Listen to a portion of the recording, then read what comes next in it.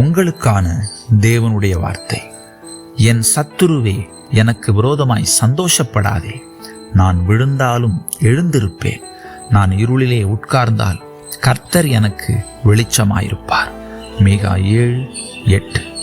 பிரியமானவர்களே, முதலாவதாக நாம் என்ன நிலைமையில் இருந்தோம் என்பதை சிந்திக்க வேண்டும். இரண்டாவதாக நாம் இப்பொழுது என்ன நிலைமையில் இருக்கிறோம் என்பதை சிந்திக்க வேண்டும். மூன்றாவதாக நாம் என்ன நிலைமையில் இருக்க வேண்டும், வர வேண்டும் என்கிற எதிர்காலத்தை சிந்தித்து பார்க்க வேண்டும்.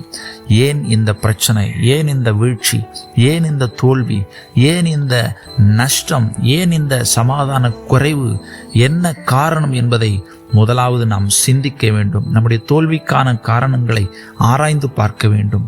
இதில் வேடிக்கை என்னவென்றால், அநேகர் தான் விழுந்து போய் இருக்கிறேன் என்பதை அறியாமல் இருப்பதுதான் வேடிக்கை.